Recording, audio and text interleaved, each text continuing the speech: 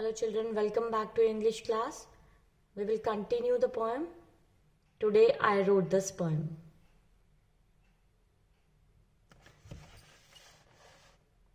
Let's begin with third stanza. It's missing any narrative alteration too. It isn't an acrostic, diamante or haiku. So children, here the child is talking about his poem. The poem has written, it's missing any narrative. Narrative is how a story is told or demonstrated. It's like a style used to narrate, used by the narrator, that how he intends others to interpret the story.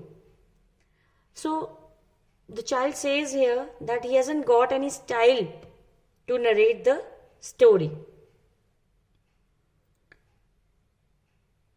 Alliteration 2. Alliteration, children, the repetition of a letter or sound which creates a musical effect. So it's the repetition of a letter. So he says that there is absence of alliteration 2 in my poem. That is the repetition of a letter or sound which gives a musical effect. It isn't an acrostic. Acrostic here means, children, a poem in which the first letter of each line can be read downwards to form a word. That is usually the topic of the poem. Now the topic of the poem here is, today I wrote this poem. So there is absence of this feature also, that is acrostic. It isn't an acrostic, diamante or haiku. Diamante means a poem of 7 lines where the text forms the shape of a diamond. Like you can see here, cat, furry, silky, sleeping, and then mewing. Same way we can use 4 words in the next line, and then again 3 words, 2 words, and then 1 word.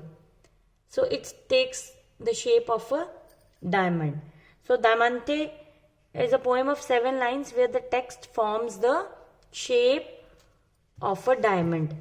So it is also not found in this poem, the poem written by this child. And haiku. Haiku means it's a traditional Japanese style of poetry with 3 lines and usually 17 syllables. Like first we have 5 syllables, then 7 syllables, and then again 5 syllables.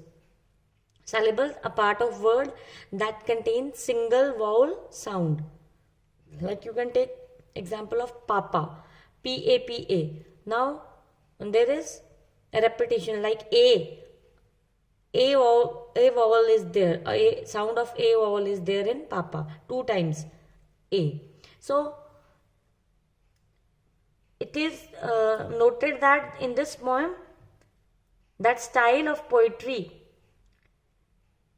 with 3 lines and usually 17 syllables is also missing. Then come to the next stanza. There is nothing that personified, it doesn't have a plot. Now he says that in this poem, there is no personification.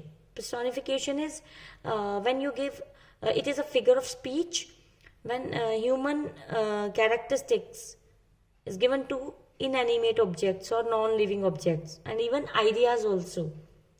So this personification really affects the way reader imagine things. So it is also not found in this poem. There is nothing that personified. It doesn't have a plot. Plot is also a literary term used to describe the events in the story. Like first we have introduction part, then action, then climax. Climax is turning point. Now he says that it does not have a plot also. That is the events in the story. We cannot see the introduction, action, or a climax over here. That is also missing. I'm pretty sure that rhyming is the only thing it's got. A child says that he's happy that at least he has got the rhyming correct. Means like that, cat, sat, repetition of similar sound in words. So he says that I'm happy that at least rhyming words are there in my poem. Come to the next stanza. It sure was fun to write it, and I think it's long enough. It's just too bad it's missing all that great poetic stuff. It sure was fun to write it. So the child is happy.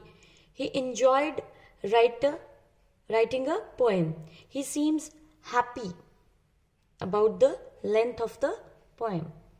He says that it sure was fun to write it, and I think it's long enough. Lengthwise it was okay, and he was happy to write such a poem. It's just too bad it's missing all that great poetic stuff.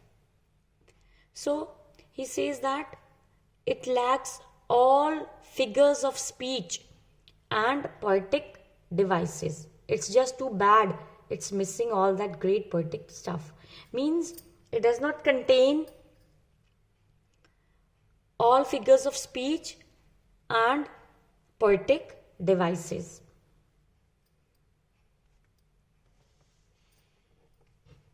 Come to the last stanza. I put it on my teacher's desk, and wow, she made a fuss. She handed back my poem with an A plus plus plus plus.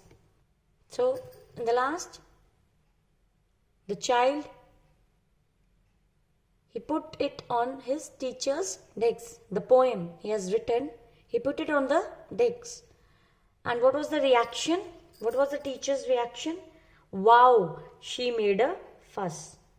Fuss means excitement. And she gave back that poem and gave him grade A plus plus plus plus.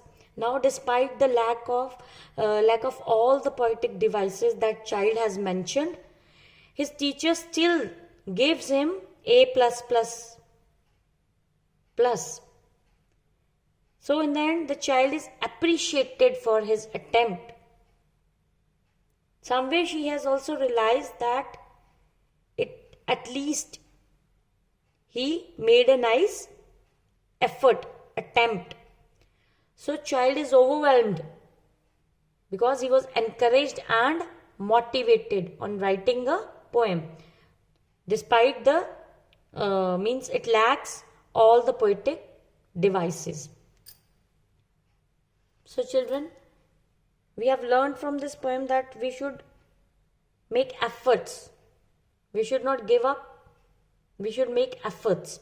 So in this poem also, the child has tried to write a poem, but he is not very happy about it, and he keeps thinking about the figures of speech and other literary devices his teacher has explained, and he fears that the teacher will scold him for this because it lacks all the poetic devices.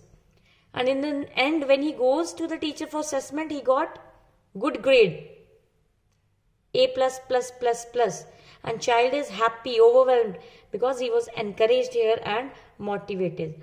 The teacher also realized this, that it is fine, at least he has made a nice effort. So this was your poem. Today I wrote this poem written by Ken Nesbitt. Thank you children.